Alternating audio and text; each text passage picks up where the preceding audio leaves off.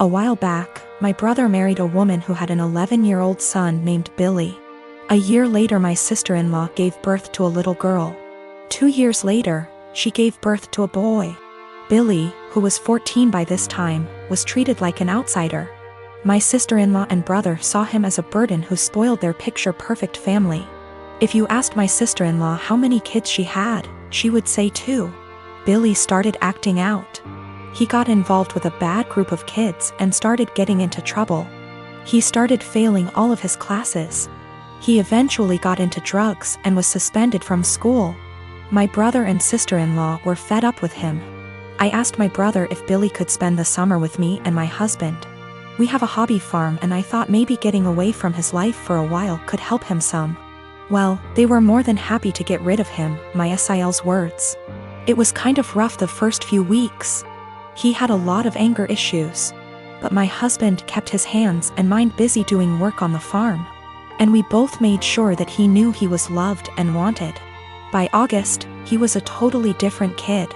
He wanted to keep living with us, but my sister-in-law insisted that he come home. After 2 months, he went back to his old ways due to his parents' indifference. They ended up sending him back to us, and he lived with us throughout high school. He ended up being an A/B student and kept with a really great group of kids. He got involved in baseball and got a scholarship to a local university. He's 22 now and is in his last year of school. He's engaged to a really great girl. When he was 16, he started calling me mom, and he started calling my husband pops. He never really had much to do with his mom, and he had nothing to do with my brother.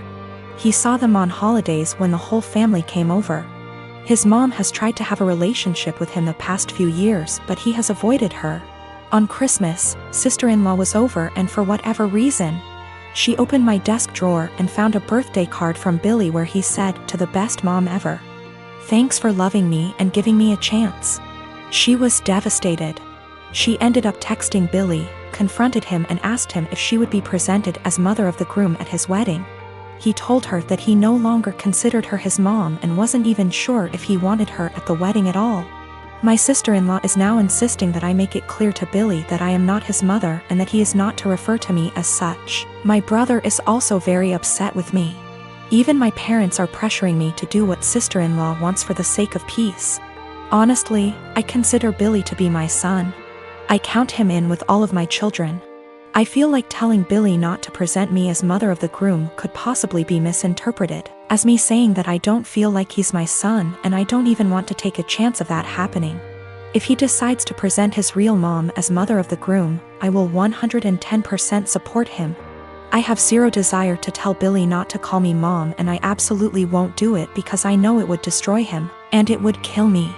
My sister-in-law insists that by not doing it, I'm making it impossible for her to have a relationship with him, and I'm being selfish. I have talked to Billy about it some. He doesn't like to talk about his mom at all. He basically just said that he doesn't see her as a mom and has for sure decided he doesn't want her at the wedding. I understand and respect that. X and I had way too young. We're friendly co-parents. One big rule we share is if our daughter breaks something, she pays for it. Now, sis and I are the only grandkids. Aunt never married. Instead, she worked with GMA and GPA at their Seams Tri-store, and took it over when they retired. Sis's girlfriend proposed last year. GPA offered to make FSIL a custom suit, which she was over the moon about.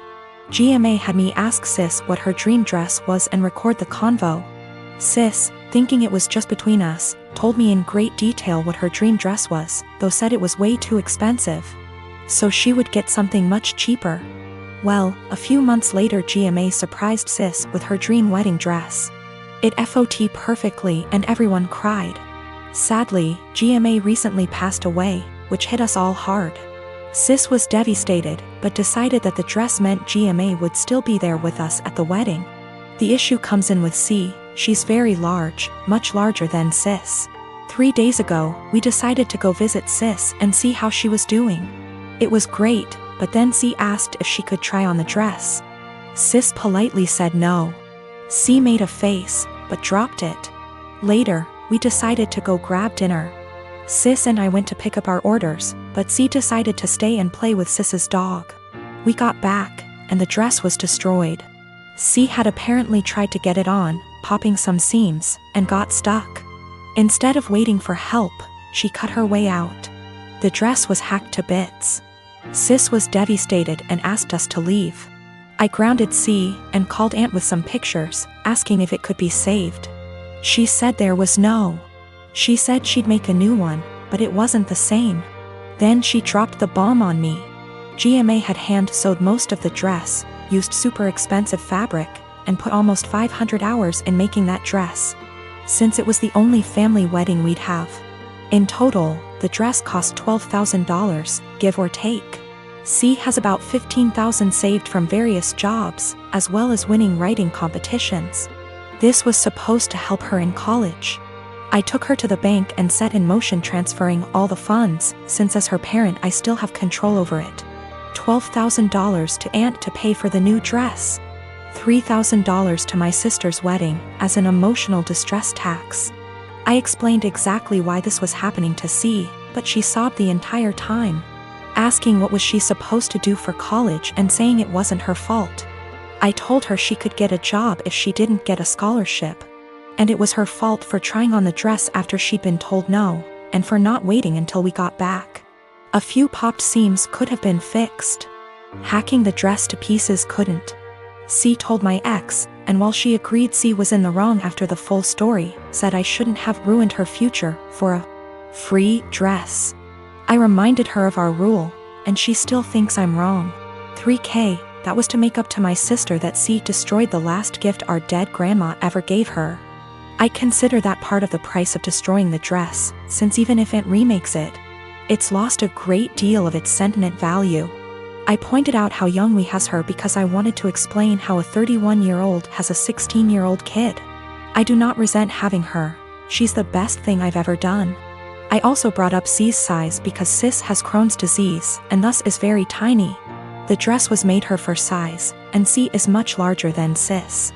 I love C as she is, but just holding the dress up, it was clear it wouldn't fit. The money was C's have fun at college money, not her college fund. My ex and I are paying for whatever scholarships don't. When she was asking what she would do for college, she was asking what did she do for fun and to buy things we didn't pay for. I got off the phone with my ex. I sent her the pictures, and she freaked. She apparently didn't believe me when I said it had been hacked apart, and believed it was just a few torn seams. She was pretty much on my side after. She told me that she spent the day badgering our daughter, asking her why she did what she did. And finally she cracked and said she was mad that grandma wasn't alive to make her a dress, and that it was unfair. My sister got a free beautiful dress as a reminder when my daughter got nothing. Despite the many things she was given after the funeral. She tried it on, took it off when the seams popped, and then in anger hacked it apart. If she couldn't have a dress from grandma, no one could. Her own words. Honestly, knowing she did it on purpose has just made things worse. The fact that she could be so. There's this girl that lives in my uni halls. We're not roommates, but we are flatmates. We are both 19 years old. Let's name her Kaya. I met her in September when we started university and moved into halls. We're not best friends, but we are friendly. We don't really spend much time together. Over time, my friends noticed that Kaya tried to copy me in everything.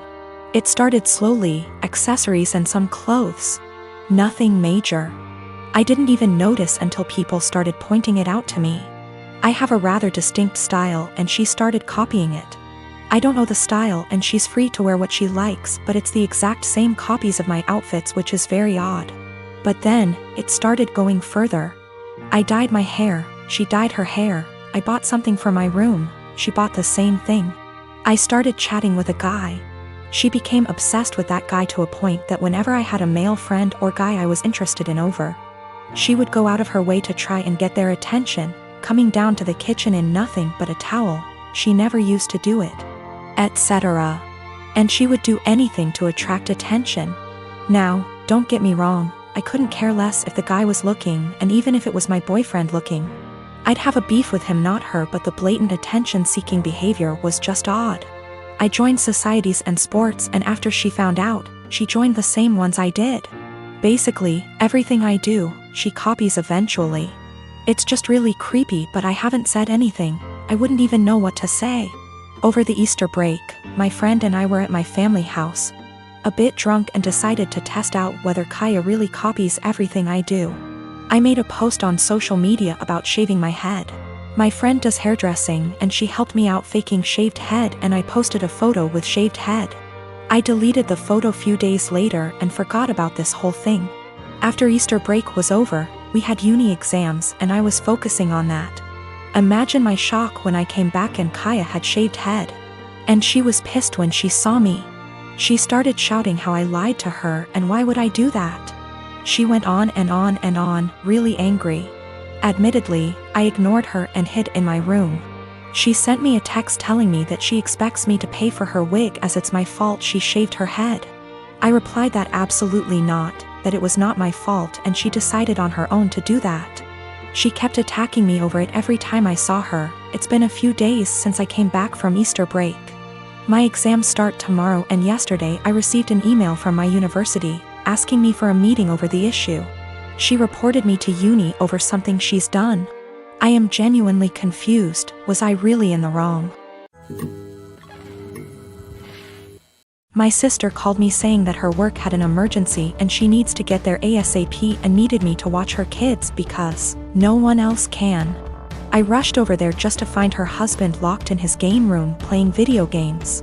I asked her why she called me over if he was home, and she said he didn't want to babysit because it was his only day off. Sister left, and I started hanging with the kids. I was changing the baby's diaper and the other kids wanted a snack. I told them to go ask their dad to make them a snack since the baby had a blowout and it was going to take Maya a while to clean him up. Well, their dad sent them back upstairs and told them to ask me again. After cleaning the baby up, I made the kids a snack and their dad came out to eat and told me not to let the kids interrupt him on his day off. By the way, he works part-time from home, 6 days a week. I kind of snapped at him and told him it was my day off too and that he's a useless father and husband if his wife has to rely on her teenage sister rather than her own husband. He started telling me I was disrespectful and didn't understand how hard parenting is, and I told him he clearly doesn't understand how hard it is either since he considers parenting his own children babysitting. He ended up kicking me out, and apparently my sister was forced to come home because he told her she needed to figure it out, since I'm her sister. I feel like I may be the asshole because my sister is mad at me, her husband is mad at me, my mom is mad at me for causing drama, but my dad thinks it's funny and agrees with me. I definitely didn't need to call him names, but I just hate this guy so much. We have argued about things in the past as well, so we already don't have a great relationship. My sister is saying I need to apologize to him, and he is threatening to never let me into the kids' lives if I keep disrespecting him. He does not take care of the kids normally. My sister takes them to daycare during the day and then picks them up on her way home. She is the breadwinner and the primary caretaker. I really love those kids and don't have an issue babysitting them. I love hanging out with them. I also don't blame my mother for her being mad at me, just because of the fact that my sister's dumbass husband texted her and apparently told her a much different version of what happened. He told her I was sitting on my phone the whole time being lazy and the kids kept begging me for a snack. Also, I did not yell at him in front of his kids. It was a private conversation.